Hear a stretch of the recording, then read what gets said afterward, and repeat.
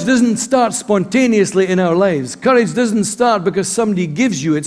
Courage doesn't start because it happens to you. You don't wander and drift into courage. Courage isn't an accidental experience. Courage is an intentional, willful moment that happens in your life. And I love how it starts in chapter 3. It says, early on in the morning, early on, there is a time in your life and my life when courage needs to be expressed, when courage needs to be taken a hold of, when courage needs to be stood on. And maybe for you that's today. Maybe for you that's this week. Maybe for you that's this month. But there's a timing that courage needs to take hold of your life. It's a from within to without experience. It's an internal conviction that comes out in an external expression. That's what courage is. Courage is not just an internal feeling. It's an intentional moment.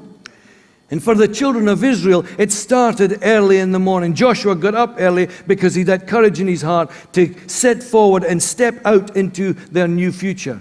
For all of us today, we need to answer the three questions. When are you looking at getting a hold of courage? When are you looking at getting a hold of courage? When are you looking at taking hold of the courage that God provides for you? When is it that you're looking to step forward into the future as you take hold of courage? You know, they'd spent 40 years wondering, 40 years waiting, and readiness has its time limit. It's important, as we said, but it has its time limit. But there are so many who live just getting prepared, who just spend all the time preparing and getting ready. It's like women who get ready for going out. It takes all night to get ready. My wife is excluded from that, but I hear so many stories. I hear so many stories of people who take all life just to get ready. But readiness carries a time that comes to an end. And when are you looking at? When is going to be your early in the morning, I'm going to take hold of courage today? When is it going to be that you're going to take hold of that which you need to take hold? Because courage, you see, supersedes the circumstances, and it's the thing that begins the process. You know, if you read in Ecclesiastes, I think Solomon had got a hold of this.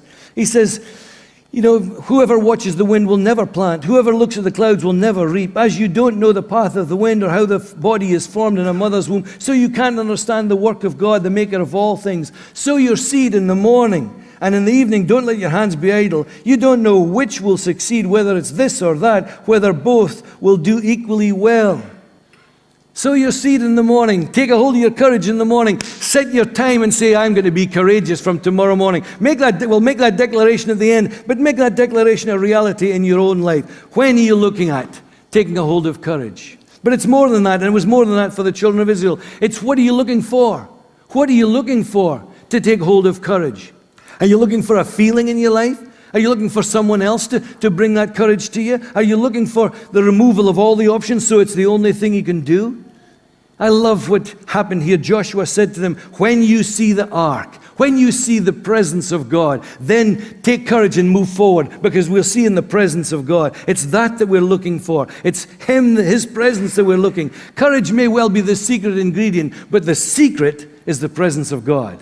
As you and I step forward into the future, we step forward with the presence of God. The presence of God, it was contained here, was the tangible, as it were, the tangible expression of the presence of God in this 4 foot by 2 foot by 2 foot gold covered box called the ark. In there, you know, was the 10 Commandments. In there was some manna, and it was the living, visible, tangible expression of the presence of God. That presence of God meant God's influence. It meant His character. It meant His ways, how He would do things, what He would do in a certain circumstance and situation, how He would lead, how He would guide. That's what the presence of God is.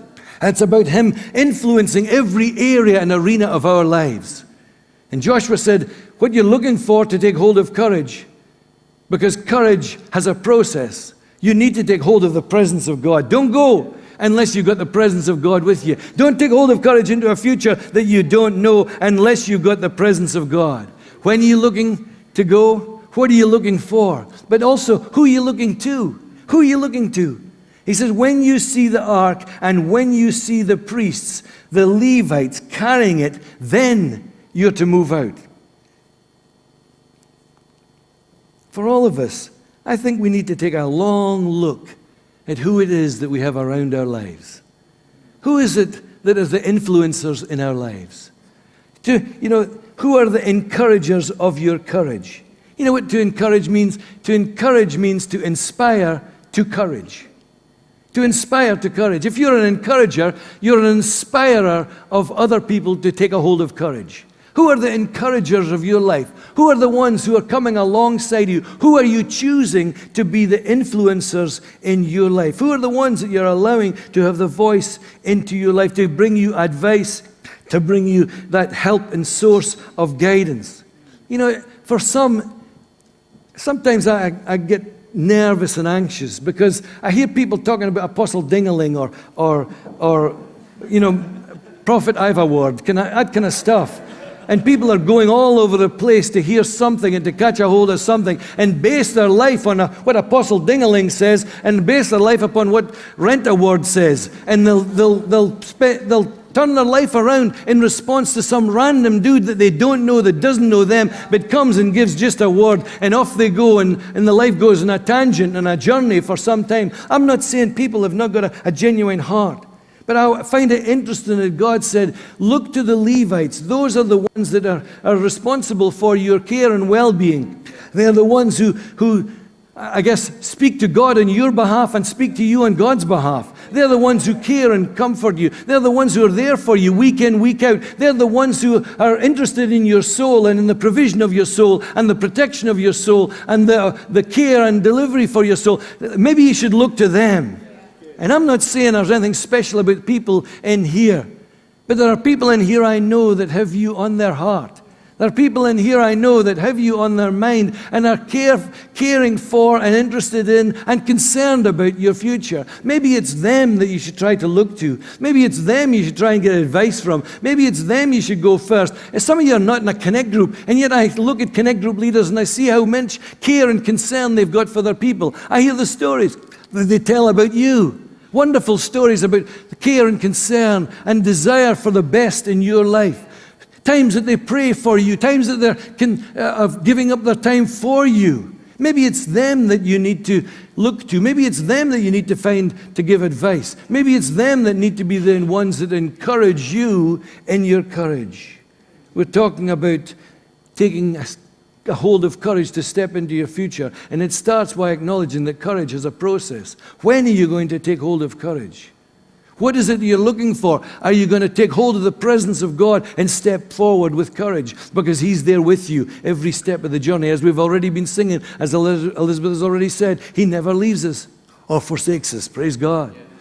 Who are you looking to? Who are the ones around you in your life that you listen to, that you lean into, that get your story and get your heart?